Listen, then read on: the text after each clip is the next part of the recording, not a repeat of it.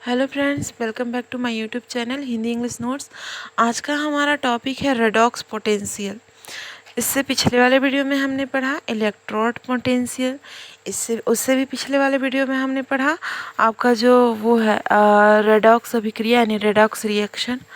अब हम पढ़ेंगे रेडॉक्स पोटेंशियल। रेडॉक्स पोटेंशियल का डेफिनेशन पढ़ने से पहले आपको बता दूं कि रेडॉक्स पोटेंशियल का इसमें हम डाटा पढ़ेंगे कि रेडॉक्स पोटेंशियल का इस्तेमाल कहाँ कहाँ डाटा का इस्तेमाल होता है इसका। तो रेडॉक्स पोटेंशियल का पहले हम समझ लेते हैं होता क्या चीज़ है आखिर। तो हम यहाँ पे एक कंडीशन है कि एक कंडीशन रखते हैं जिसमें हम क्या करते हैं दो रॉड लेते हैं, दो छड़ लेते हैं। इसमें से जो पहला वाला है वो जिंक का छड़ है, आप जैसा कि देख पा रहे होगे ये जिंक का छड़ है। नेक्स्ट आपका है ये आपका कॉपर का छड़ है और इसको क्या कर दिया जाता है आपस में कनेक्ट कर दिया जाता है एक तार की सहायता से और बीच में एक वोल्ट मीटर रख देते हैं। ठीक है, वोल्ट मीटर क्या है आपको समझाने की ज़रूरत नहीं क्योंकि आपने 12th में पढ़ा है। सो यहाँ पे आपको समझ आ गया होगा वोल्ट मीटर क्या है। अगर आपको समझ नहीं आएगा तो थोड़ा सा 12th की भी स्टडी या फिर बुक खोल के देख लीजिएगा, आपको समझ आ जाएगा वोल्ट मीटर क्या है।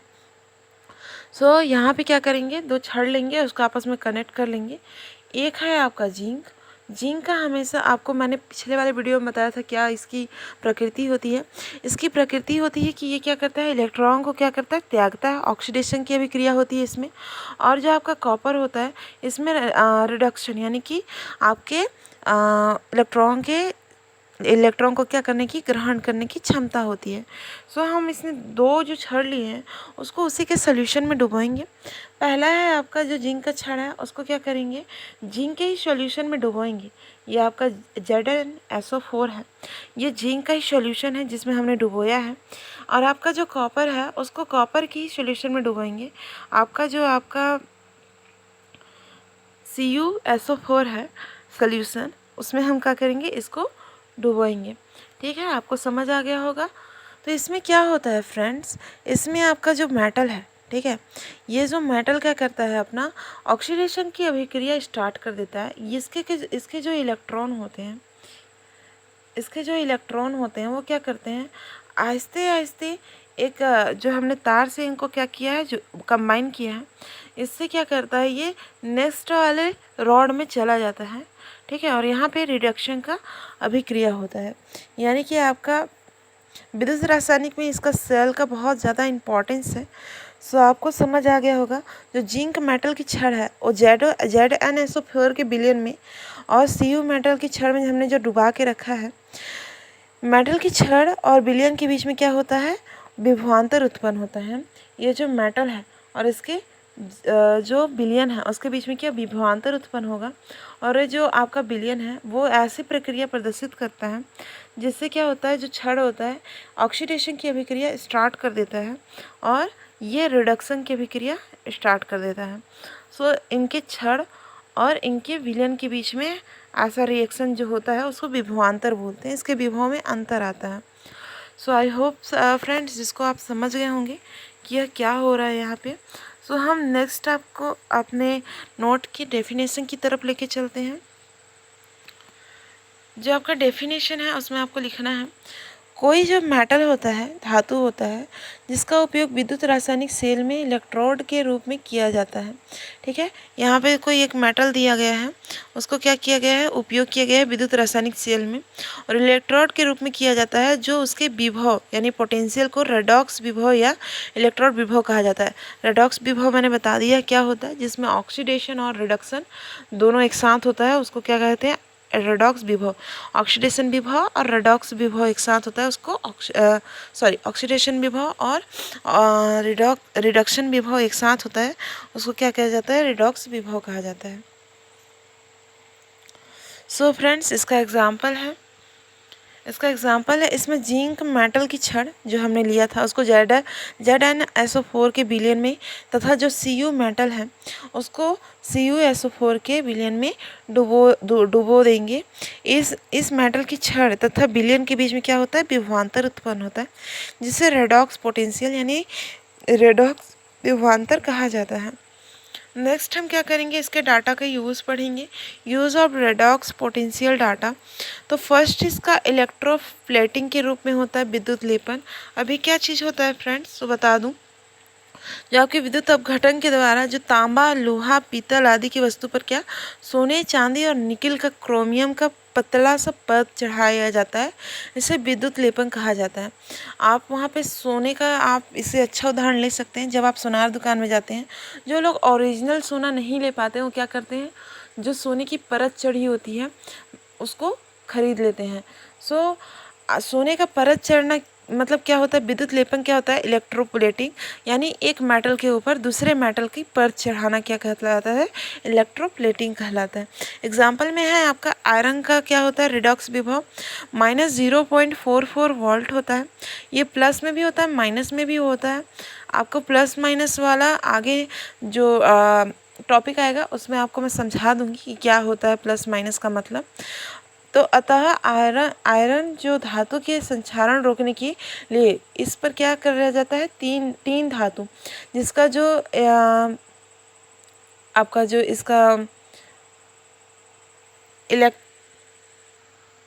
इसका जो इनोड होता है वो क्या होता है, -0.13 वोल्ट होता है, इसलिए इस धातु का लेपन किया जाता है। नेक्स्ट है हमारा दूसरा यूज़ है आपका एनोड और कैथोड का अनुमान लगाने में।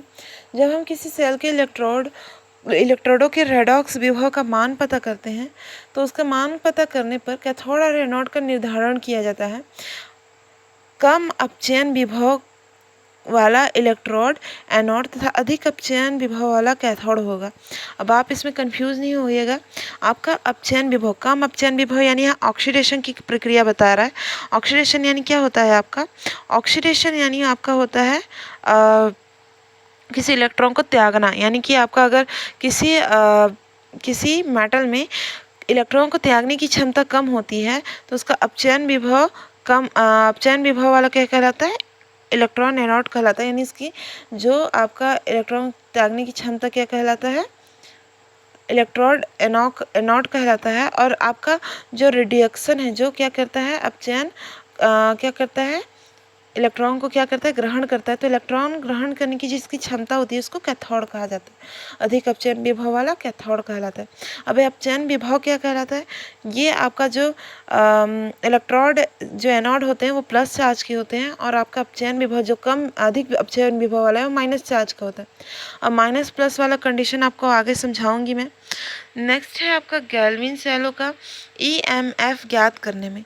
जो आपका EMF होता है, इलेक्ट्रोमैग्नेटिक फोर्स, विद्युत वाहक बल, ये क्या होता है आपका, इसमें आपका जो इनॉट सेल होता है उस इनॉट सेल का क्या मान पता किया जाता है। अब इनॉट सेल का मान कैसे पता किया जाता है, किसी का इनॉट कैथोड और इनोड एनोड लेंगे, यानी उनमें जो विभवांतर होता है इनोड कैथोड, अगर वो इनोड कैथोड का हम विभवांतर और इनोड एनोड का जो आपका विभवांतर है उन दोनों को आपस में माइनस करेंगे उनके बोल्ट को, तो आपको क्या मिलेगा, आपको 1.55 वोल्ट मिल रहा है यहाँ पे। तो आपको बता दूँ, इनको माइनस करने से जो आंसर मिलता है उसको आप इनोड सेल का कह सकते हैं कि ये इनोड सेल की कैपेसिटी है। तो यहाँ पे एक इनोड सेल का कैपेसिटी बताया गया है। आप देख सकते हो कि एक इनोड क्या किया जाता है, एक चीज़ का इनोड कैथोड लिया गया है जिसका मान है 0.79, और एक का इनोड एनोड है जिसका है -0.76 वोल्ट। अब इन दोनों को क्या किया गया है, माइनस किया गया है। कोष्टक में रहने के कारण इनका माइनस और ये वाला माइनस दोनों आपस में मिल करके क्या हो जाते हैं, प्लस हो जाते हैं, और प्लस होने के बाद ये आपस में जुड़ जाते हैं, और जुड़ने के बाद आपका जो इनोड सेल है उसका मान आपको पता चल जाता है। सो आपको समझ आ गया होगा। आई होप गाइस आपको अच्छे से समझ आ गया होगा। नेक्स्ट है आपका जो विभिन्न धातुओं की क्रियाशीलता की गणना करना, यानी जो इनोड का वैल्यू जितना अधिक ऋणात्मक होगा, ठीक है, जो इनोड है उसका वैल्यू जितना अधिक ऋणात्मक होगा, इलेक्ट्रॉन त्यागने की अभिक्रिया उतना ही सरलता से होगा। यानी कि आपका यहाँ पे ऑक्सीडेशन की अभिक्रिया का बता रहा है कि जो जितना अच्छा ऑक्सीडेशन प्रदर्शित करेगा, यानी जो जितना ज़्यादा इलेक्ट्रॉन को त्यागेगा वो क्या कहलाएगा, उतना ही उसका ऋणात्मक मान क्या हो जाएगा, अधिक हो जाएगा। जैसे आपका लिथियम है वो बहुत ही जल्दी इलेक्ट्रॉन को अपना त्याग देता है, ऑक्सीडेशन की अभिक्रिया बहुत तेज़ी से होती है, इसलिए उसका -3.05 वोल्ट है। आपको समझ आ गया होगा कि माइनस क्या होता है, या आपका जो कम अपचयक विभव क्या होता है, या आपको इनोड इनोड एनोड क्या होता है। ओके, अब नेक्स्ट है आपका जो इनोड का वैल्यू जितना अधिक धनात्मक होगा तो इलेक्ट्रॉन ग्रहण करने की अभिक्रिया उतना ही सरलता से होगा। यहाँ रिडक्शन की बात हो रही है, जितना जल्दी वो क्या करेगा, इलेक्ट्रॉन को जितना ज़्यादा अपना ग्रहण करेगा उसमें क्या होगा, वह उतना ही धनात्मक होगा। यानी कि यहाँ पे F2 का फ्लोरीन का दिया गया है, आपका इसमें क्या है +2.85 वोल्ट है। यहाँ पे आप समझ पा रहे होंगे कि आपका क्या दिया है, जितना ज़्यादा ये क्या कर रहा है, इलेक्ट्रॉन को ग्रहण करने की इसकी क्षमता हो रही है, वो उतना ही ज़्यादा क्या है, एनोड वाली प्रदर्शित करे। यानी ये एनोड भी है, ये आपका अधिक अपचयक विभव भी है, और ये आपका क्या है, एनोड भी है। समझ गए आप? आपको होप का आपको माइनस और प्लस चार्ज का जो केमिकल लोचा है वो समझ आ गया होगा। ओके फ्रेंड्स, नेक्स्ट हम टॉपिक पढ़ते हैं रेडॉक्स अभिक्रिया के संपन्न होने की संभावना का ज्ञान। यानी कि हम इसका जो रेडॉक्स विभव है उसका क्या करेंगे, जो अभिक्रिया है उसके संपन्न होने का ज्ञान भी प्राप्त कर सकते हैं। रेडॉक्स विभव के आंकड़ों का उपयोग ऑक्सी और रेड की अभिक्रिया संपन्न होगी या नहीं इसके लिए भी किया जाता है। ऑक्सी रेड आपको समझ आया रहा होगा, ऑक्सीडेशन एंड रिडक्शन जो एक साथ होता है उसे रेडॉक्स कहा जाता है। तो रेडॉक्स साइकिल आपका जो संपन्न होता है, अभिक्रिया संपन्न होता है, वो इसके लिए उपयोग में किया जाता है। नेक्स्ट है आपका सिक्स है आपका विभिन्न ऑक्सीकारकों की अपेक्षिक प्रबलता का ज्ञात करना होता है। यानी रेडॉक्स विभव एनोड जितना अधिक धनात्मक होगा वह उतना ही प्रबल ऑक्सीकारक होगा। मैंने बताया ऑक्सीडेशन जितना अधिक होगा उसका इलेक्ट्रॉन त्यागने की क्षमता उतनी अधिक होगी, वह इनोड उतना ही धनात्मक होगा। जैसे फ्लोरीन एक प्रबल ऑक्सीकारक होता है, ये बहुत ज़्यादा जल्दी अपना धनात्मक क्या कर देता है, धनात्मक होता है बहुत जल्दी, उतना ही जल्दी अपना क्या करता है, इलेक्ट्रॉन को त्यागने की क्षमता रखता है। नेक्स्ट है आपका 7th अपचायक शक्ति की तुलना करना। रेडॉक्स विभव जो इनोड का वैल्यू जितना अधिक ऋणात्मक होगा वह उतना ही प्रबल अपचायक होगा। जैसे लिथियम प्रबल अपचायक है। ओके फ्रेंड्स, आपको समझ आया होगा कि ये नोट्स जो मैंने बनाया था बहुत ही इजी टाइप से आप लोगों के लिए बनाया था कि आपको समझ आए। इसका जो इंग्लिश नोट्स है मैंने ऑलरेडी अपने प्लेलिस्ट में अपलोड कर दिया है, आप जाकर चेकआउट कर लीजिएगा। So thank you friends, I hope कि आपको मेरा वीडियो पसंद आया होगा। प्लीज़ अगर वीडियो पसंद आया होगा तो लाइक सब्सक्राइब कर दीजिए ताकि आपको ऐसे हिंदी और इंग्लिश में नोट्स मिलते रहें। एंड आप इसको अपने फ्रेंड्स के साथ भी शेयर कर दीजिएगा ताकि उसको भी हिंदी इंग्लिश में नोट्स मिलते रहें। कोरोना के टाइम बहुत ही बुरी कंडीशन हो गई है, बहुत ही दिक्कत आ रही है बच्चों को केमिस्ट्री समझने में। सो आई होप कि यह नोट आपके केमिस्ट्री के लिए काफ़ी हेल्पफुल रहा होगा। Thank you friends.